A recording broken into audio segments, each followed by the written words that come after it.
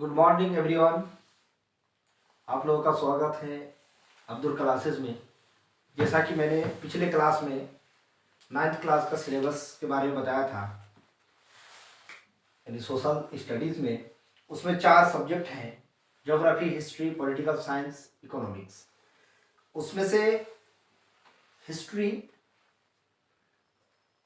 का टॉपिक जो है द फ्रेंच रेवोल्यूशन है। इसके बारे में मैं आप लोगों को पढ़ाने जा रहा हूँ, जिसको एक स्टोरी के रूप में, ताकि आसानी इसको समझ सकें। इसलिए मैंने सबसे पहले लिखा व्हाट इज रिवॉल्यूशन, क्योंकि किसी भी टॉपिक को समझने के लिए ये जरूरी है कि सबसे पहले उस टॉपिक को समझा जाए कि ये टॉपिक किसके बारे में है और क्या है। तो ये फ्रेंच रिवॉल्यूशन, रिवॉल्यूशन किसे कहते हैं? रिवॉल्यूशन कहते हैं जो एक शॉर्ट टाइम पीरियड में लोगों का इकट्ठा होना और जिससे कोई बड़ी पॉलिटिकल चेंजेस आना। Gathering of people, political changes with in short period time. मैंने ये 3 पॉइंट्स लिखा, वो इसलिए कि रिवॉल्यूशन तभी कहेंगे जब एक लिमिटेड समय में लोग इकट्ठा होकर के कोई एक बड़ी पॉलिटिकल चेंजेस करने के लक्ष्य में, उसको लक्ष्य प्राप्त करने के लिए जमा होता। उस समय फ्रांस 3 सोसाइटीज में, 3 कैटेगरीज में बटे हुए थे। पहला क्लर्जी, दूसरा नोबिलिटी, तीसरा थर्ड स्टेट।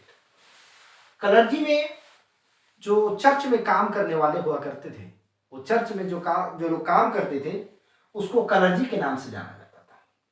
नोबिलिटी, राजा और राजा की जो फैमिली हुआ करती, वो नोबिलिटी का था। उसके अलावा यानी चर्च में काम करने वाले और राजा और उसकी फैमिली को छोड़कर जितने लोग हैं सारे थर्ड स्टेट में। क्लर्जी को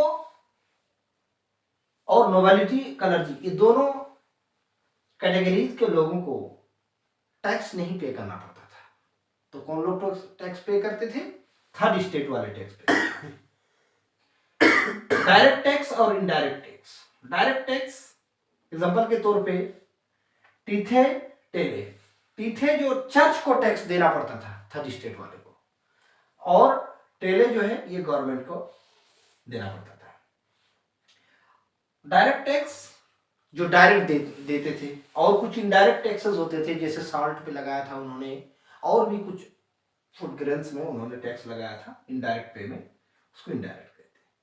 अब आते हैं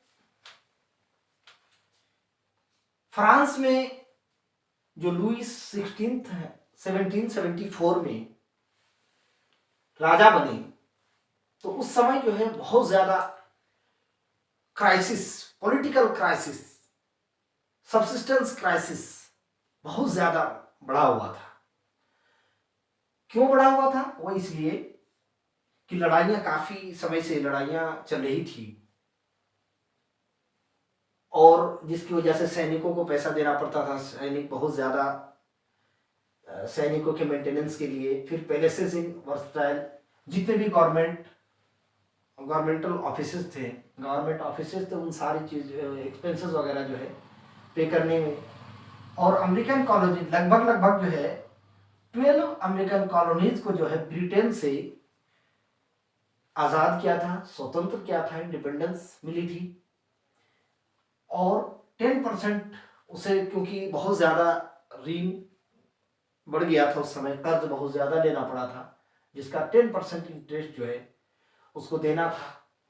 अदर रीजन्स में जैसे पूरे, क्योंकि सरकारी जो खजाने होते हैं, सरकारी जो चीजें हैं, जो और भी काम था, उसके लिए जो है बहुत सारे मतलब खर्च थे, तो इस वजह से जो है बहुत उनके खजाना में, टेरिटरीज में पैसे ही नहीं थे, जिसकी वजह से ये राजा जो है, राजा को टैक्स बढ़ाना पड़ा। और ये टैक्स जब बढ़ा तो किस पे बढ़ा? मैंने पहले ही बता दिया था कि थर्ड स्टेट वाले को जो है टैक्स पे करना पड़ता था। तो ये लोग इस वजह से जो है बहुत ज्यादा आक्रोशित हो गए थे। अब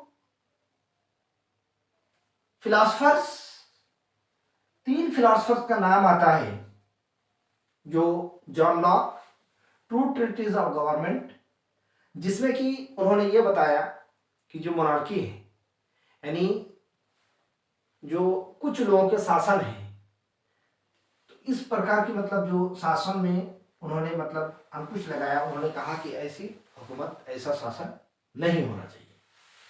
रूसो, जे रूसो, जीन जैक रूसो ने सोशल कॉन्ट्रैक्ट लिखा, जिसमें उन्होंने बताया कि एक सोशल कॉन्ट्रैक्ट होना चाहिए, यानी पूरे समाज का जो है शमूलियत होना चाहिए, पूरे समाज का जो इंक्लूजन होना चाहिए।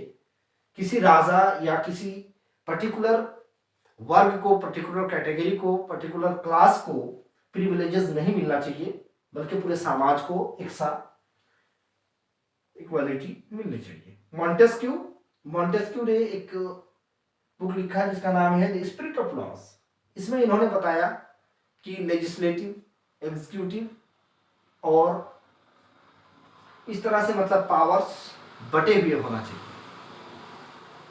दोस्तों, इसी प्रकार से इस कहानी को मैं नेक्स्ट सीरीज में आप लोगों को मैं बताऊंगा, और इसी तरीके से जो है एक स्टोरी बनकर जो है हमारे सामने हम लोगों को बआसानी समझ में आ जाएगी।